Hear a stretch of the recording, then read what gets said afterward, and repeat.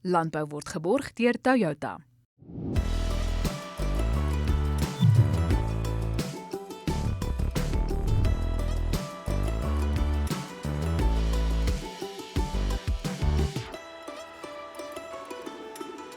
Jy kyk en luister na Landbou Pretoria FM saam met my Elsa Estreisen, baie welkom.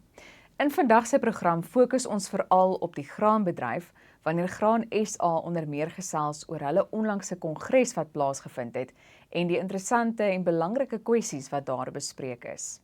Ons fokus ook op die mieliediefstalprobleem in die Vrystaat. Bly ingeskakel.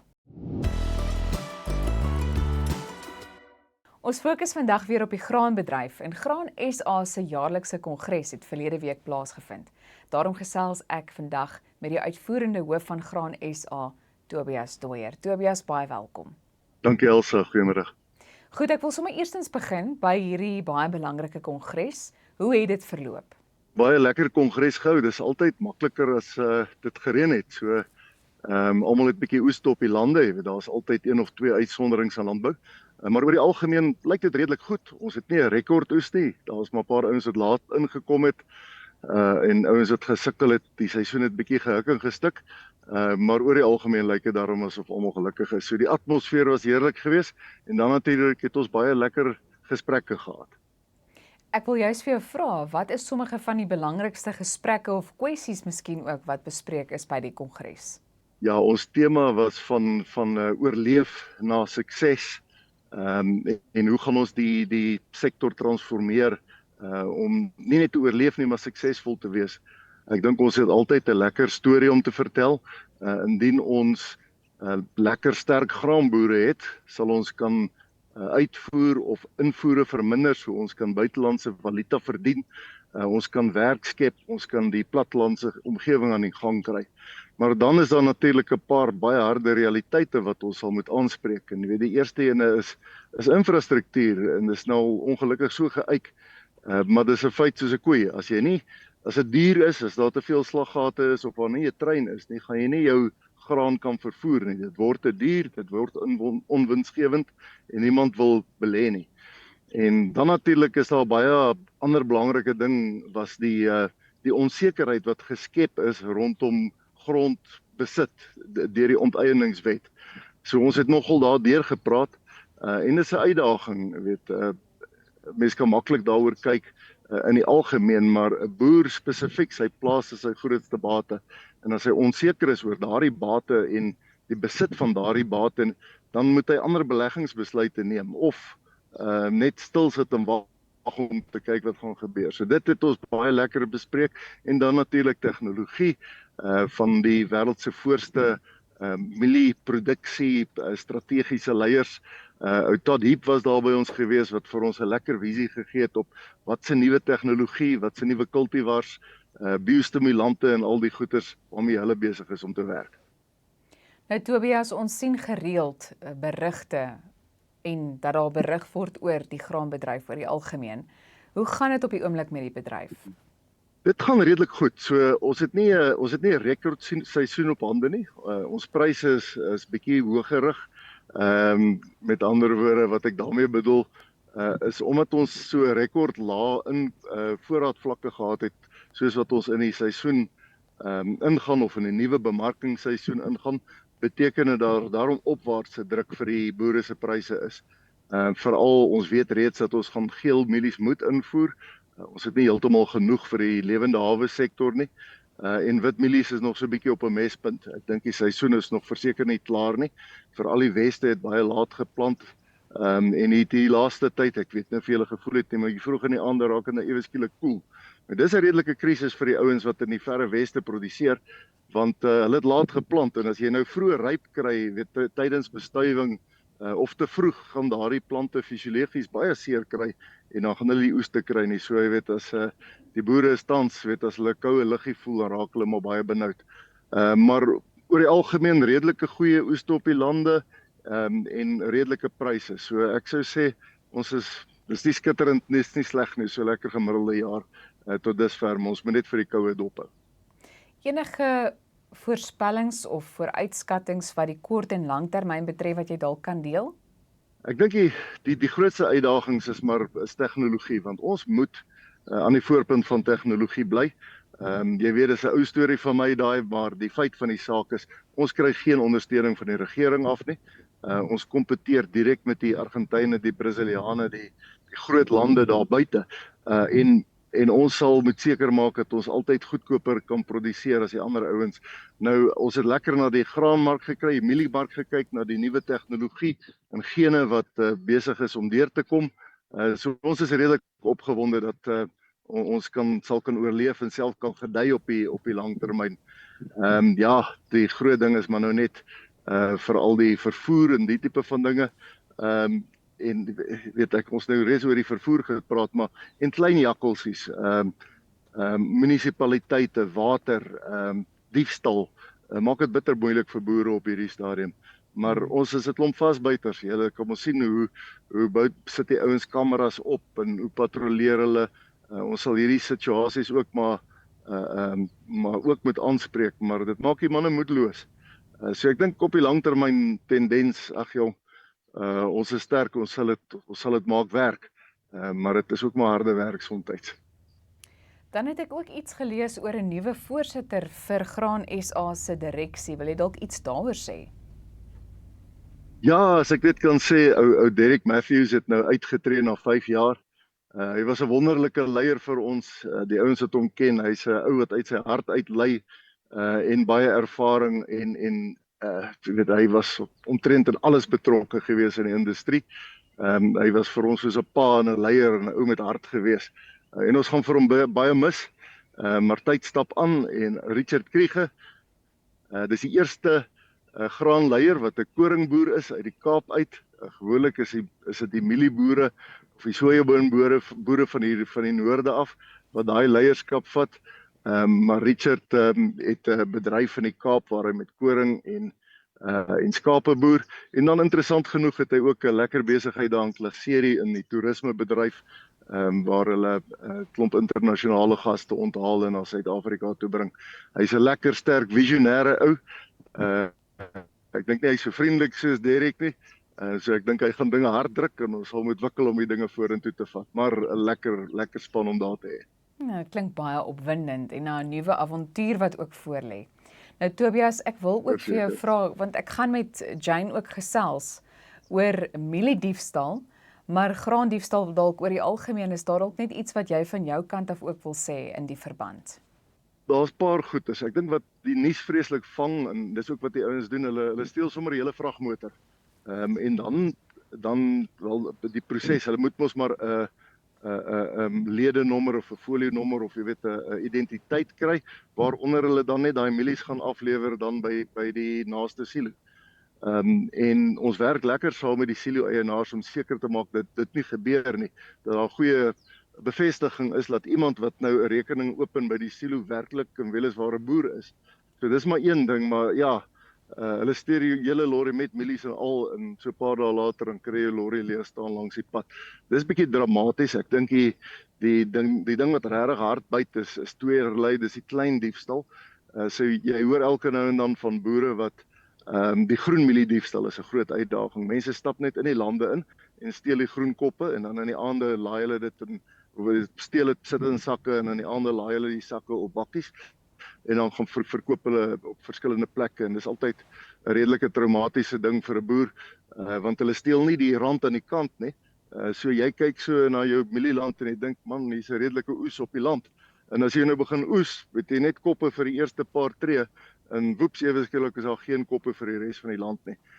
So dit is baie lastig. Ag, en ek dink almal is bewus die misdaadvlaag waaronder boere gepaard gaan. Jy weet, van dieseldiefstal, batterye, hulle steel selfs drade deesdae. So dit voel amper asof jy nie alles opgepas kan kry nie. Wel Tobias, ons hou die verwikkelinge in die verband ook met groot belangstelling dop en hoop dat die probleem binnekort opgelos sal wees, maar dat daar ook daadwerklike aandag daarin gegee sal word. Baie dankie dat jy met ons gesels het. Verseker, ons planne is nie op nie. Dankie Elsa, lekker dag daar vir julle. Baie dankie, en is dan die uitvoerende hoof van Graan SA, Tobias Stooyer.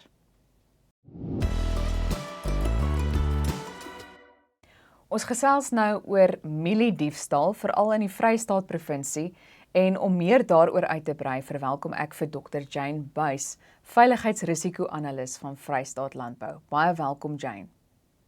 Baie dankie Elsa vir die uitnodiging. Jane, verduidelik net vir ons, hoe groot is hierdie probleem op die oomblik? Elsa, ek dink mieliediefstal in die eerste plek, dit is 'n seisonale misdaad. Gewoonlik gebeur dit hier van Maart tot en met Julie, Augustus jaarliks. Ek dink dis 'n baie groot diefstal wat geweldige impak het in die Vrystaat se boerderygemeenskappe. En ek dink in terme van die hoeveelheid graanboere wat dan nou met mielies boer, ek dink elkeen van hulle gaan daaronder gebuk jaarliks. Ons het 'n opname gedoen Vrystaat Landbou in 2020 en dit was omtrent Maart en April maand 2020 en toe het ons daai tyd op bevind dat die impak omtrent jaarliks 240 miljoen kan wees. So in terme van die geweldige verliese wat die boerderygemeenskap in die Vrystaat ly, en ek dink dis nie net in die Vrystaat nie. Ek dink die ander provinsies wat ook waar die boere met mielies boer en mielielanderye het, dink ek dat die geweldige groot probleem is in terme van misdaad wat 'n eiendomsverwante misdaad het en in terme van die verliese wat die boere ly. Dit kan regtig miljoene en honderde miljoene rande per jaar wees wat hulle ly. Terwyl jy nou na daai verlies verwys, is daar enigiets anders wat jy kan byvoeg na aanleiding van die ekonomiese impak wat so iets op die landbousektor kan hê, miskien in die kort en oor die lang termyn? Ja, ek dink weer eens dink daaroor dat ek weet baie van die boere is uitsluitlik graanboere, mielieboere, party van hulle het 'n diverse boerderypraktyk waar hulle bietjie dan ander produkte bybring of hulle diere by. Baie van hulle het miskien wildsboerderye ook, maar daar waar dit uitsluitlik mielieboere is, en ek dink as ons vinnig gaan kyk na Statistiek Suid-Afrika sê daar is omtrent in die Vrystaat 3500 of 600 boere wat uitsluitlik met mielies boer, dan raak dit 'n baie groot probleem. Nou ek dink 'n mens moet net weer eens onderskei tussen mieliediefstal waar persone met afgelaai word en dan in die mielielanderye inbeweeg en dan sakke vol mielies afpluk. Dis die een gedeelte. Die ander een is ons weer mieliediefstal vat, dan is dit waar trokke inkom en dan groot hoeveelhede graan soos 30 ton of 35 ton laai en met trokke dan verder vervoer na 'n sekere afsetgebied of 'n mark. Nou met enige diefstal, en ons sien mieliediefstal is 'n georganiseerde misdaad, want dit word in 'n hiërargie gepleeg, dit het 'n mark en dit het 'n afsetgebied en dit maak die ekonomie ongelooflik skade. Dit maak dat baie boere ophou boer, hulle kan nie hulle livelihood daaruit, want hulle is bona fide boere bekom en bekostig nie, en in tweede plek, hulle moet dan ook van werksgeleenthede wat hulle dan werkers employeer ontslaa raak. So dit het 'n ongelooflike sosiaal-ekonomiese impak ook, wat lei tot werksverliese. Nie net dat boere hulle boerderypraktyke staak nie, maar hulle het daai impak ook verder. En ek wil nou by jou hoor, jy weet of daar dalk enige oplossing of oplossings in hierdie verband is, maar net voordat ons daarby uitkom, is daar miskien, weet na aanleiding van die navorsing wat julle ook nou al gedoen het, is daar sommige redes wat uitstaan waaraan hierdie misdaad toegeskryf kan word? Aanvanklik het baie van die boere gedink dat dit eintlik maar 'n misdaad is wat baie verband hou met armoede en hongersnood. Maar as ons mooi gaan kyk oor die impak daarvan en hoe dit gepleeg word, dan moet 'n mens duidelik die onderskeid tref tussen crimes of need en crimes of greed. So waar daar 5 na 10 sakke mielies gepluk word vanaf landerye, en op die stadium fokus ons op daai tipe van mieliediefstal, en hulle word dan herverkoop, dan is dit regtig georganiseer. En dan weer eens, hoe dit word manifesteer is vir ons 'n baie groot bron tot kommer, want baie van hierdie mielies vind dan hulle weg na dorpsareas toe waar hulle verkoop word. So ek dink in terme van waar daar die regulasies van bywette en smouse vanaf straathoeke milies verkoop en ook van openbare paaie af, is daar duidelike regulasies in plek, munisipale regulasies en padverkeerswetgewing wat dit verhoed. En ek dink die toepassing daarvan ook deur die polisie is en wetstoepassing is baie belangrik.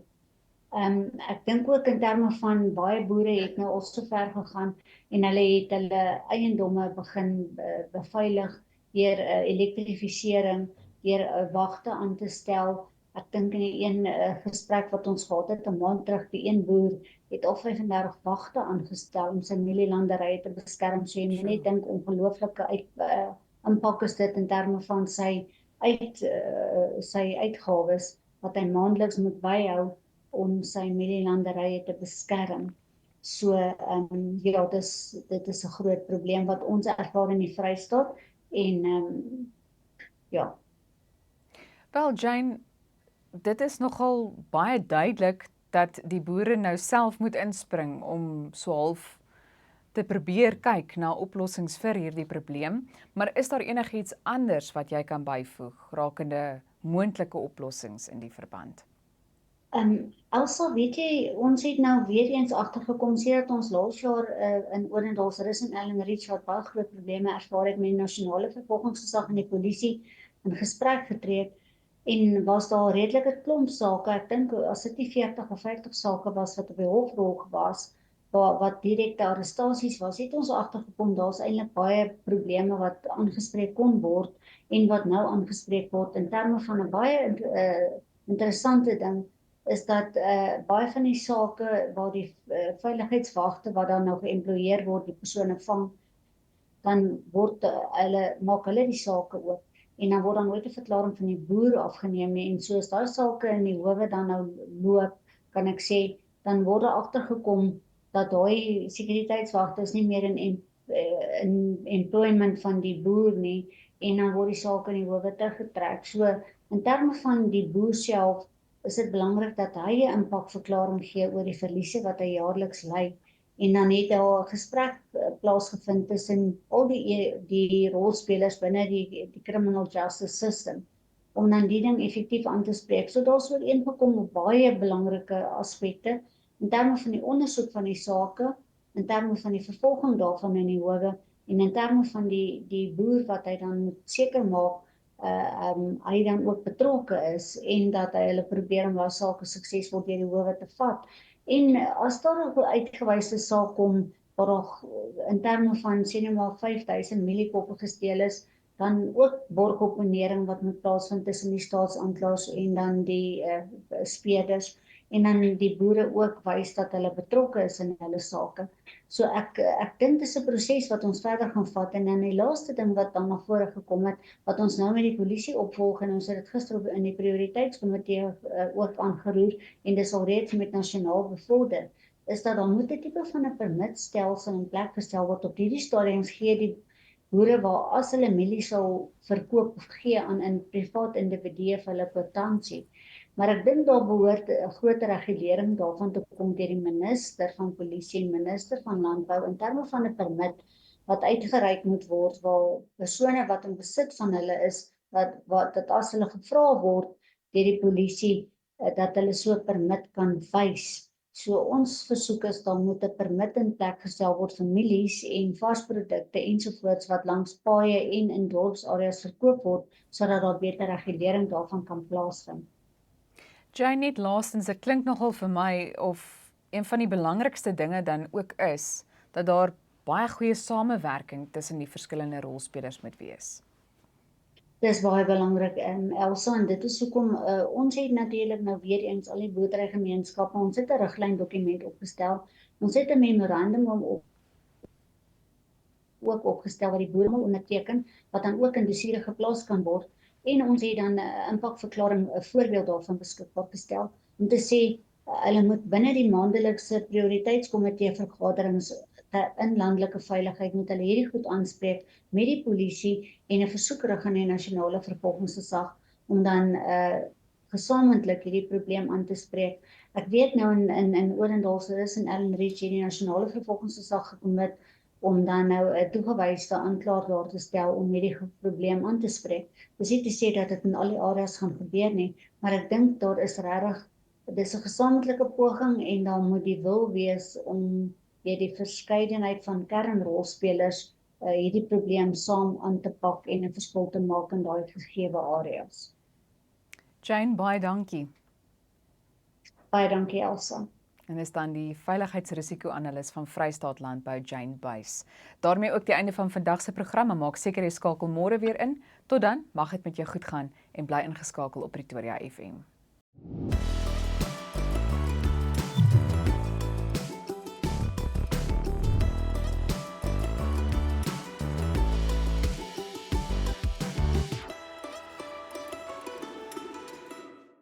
Landbou is geborg deur Toyota.